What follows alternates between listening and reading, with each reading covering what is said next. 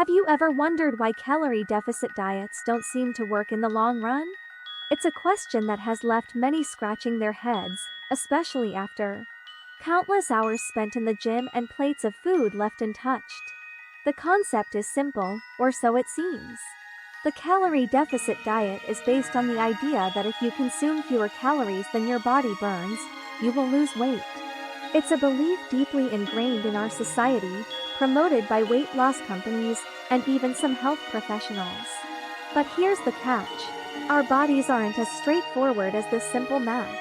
You see, the human body is a complex machine, not a simple equation. It's not just about calories in versus calories out.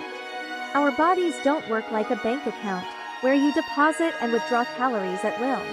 Instead, they function more like an intricate, interconnected system, where different parts collaborate and communicate to keep the whole mechanism functioning.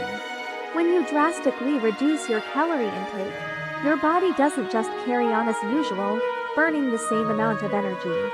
Instead, it responds by slowing down your metabolism, the rate at which you burn calories. It's a survival mechanism designed to conserve energy when food is scarce. So, while you might lose weight initially, in the long run, your body is actually working against you, making it harder to lose weight and easier to regain it. Moreover, our bodies don't treat all calories equally. For instance, calories from protein can boost your metabolism and reduce appetite, while calories from refined carbs can have the opposite effect. So, the type of calories you consume matters just as much, if not more, than the quantity. So, if calorie deficit diets aren't the magical solution, what really happens in our bodies when we try to lose weight? Well, that's a story for the next scene. But let's just say, it's a lot more complex than simple subtraction. Our bodies aren't simple machines. They're complex networks of interconnected systems that work together. Now, let's dive into the concept of these interconnected systems and how they relate to energy consumption. Imagine your body as a bustling city. Each system within your body, such as the nervous system, circulatory system, digestive system, and others, represents a different district within this city. Just like how different districts have different energy needs, so do these body systems. The energy, in this case, refers to the calories we consume. But here's the kicker. These systems don't consume energy at a constant rate.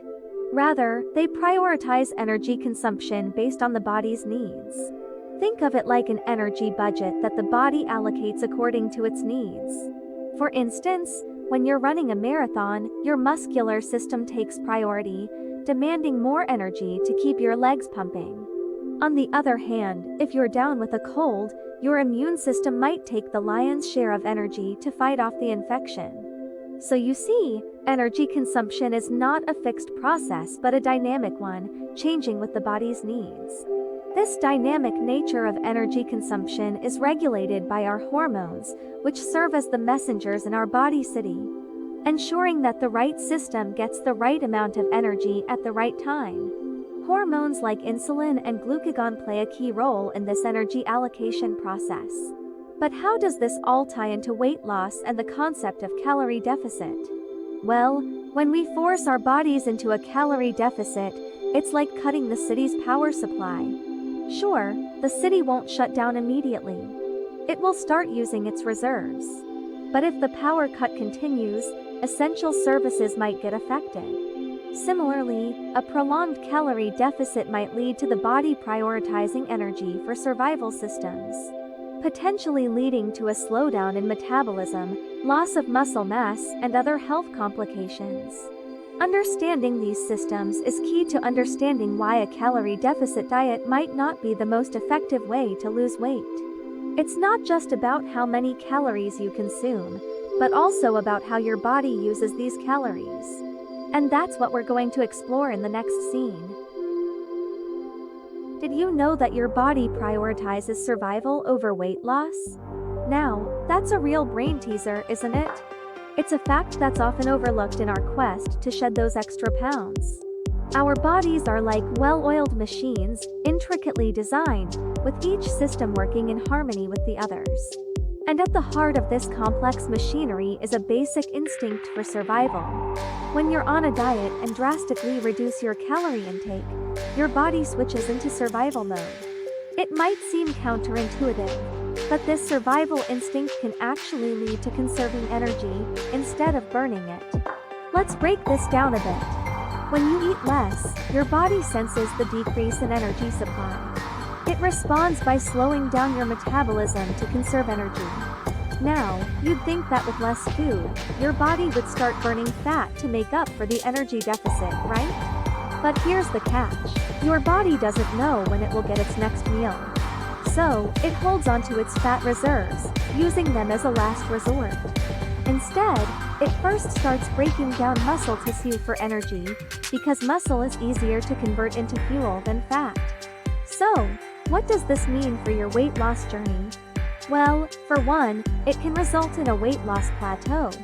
You've probably experienced this. You're eating less, exercising more, but the scale just won't budge. That's your body conserving energy. And in some cases, it can even lead to weight gain. Yes, you heard that right, weight gain. That's because when you start eating normally again, your body, still in survival mode, stores as much energy as it can, leading to weight gain. This survival instinct of our bodies is a fundamental factor in our health and well-being. Yet, it's often overlooked in the pursuit of weight loss. And it's one of the main reasons why many people find themselves caught in a cycle of yo-yo dieting, losing weight only to gain it all back again. This survival instinct is why many people find themselves in a cycle of yo-yo dieting. Yo-yo dieting isn't just frustrating. It can also be harmful to your health. You're probably familiar with the concept of yo-yo dieting. That seemingly endless cycle of losing weight, only to gain it all back, then starting a new diet, losing weight again, and so on. But did you know that yo-yo dieting can have serious consequences for your health? First, let's talk about metabolism. When you're on a diet, especially one that involves a severe calorie deficit, your body goes into survival mode. It becomes more efficient at using the few calories you're consuming. This might sound good, but the problem arises when you stop dieting. Your body, still in survival mode, continues to be super efficient, meaning you can easily gain weight than if you're consuming a normal amount of calories. This is one of the reasons why yo-yo dieters often find themselves heavier than they were before they started dieting. Mental health is another area that can be negatively impacted by yo-yo dieting. The pressure to stick to a diet, the guilt when you don't, the stress of constantly thinking about food, and the disappointment when the weight comes back can all contribute to feelings of anxiety and depression. Furthermore, these emotional roller coasters can lead to unhealthy eating habits and even eating disorders. And let's not forget about overall well-being. Yo-yo dieting can disrupt sleep patterns, cause fatigue, lead to nutrient deficiencies, weaken the immune system, and even increase the risk of heart disease and other serious health conditions. It's a high price to pay for a temporary weight loss. The worst part? Studies show that the more times you go through this yo-yo cycle, the more harmful it becomes. And yet, despite all these dangers, many people continue to yo-yo diet, trapped in a cycle that's hard to break and harmful to their health. So, if calorie deficit diets and yo-yo dieting aren't the way to go, what is? The answer lies in understanding how your body burns fat and adopting a healthier, more sustainable approach to weight loss.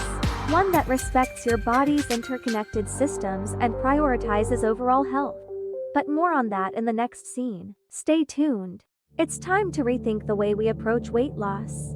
The age-old advice of eat less, move more has been fundamentally challenged by our understanding of the body's interconnected systems. Our bodies are not simple machines, but complex systems that respond differently to different stimuli. And so, a healthier approach to weight loss must consider the body as a whole and its individual needs. Instead of focusing on a calorie deficit, let's shift our attention to a more holistic approach.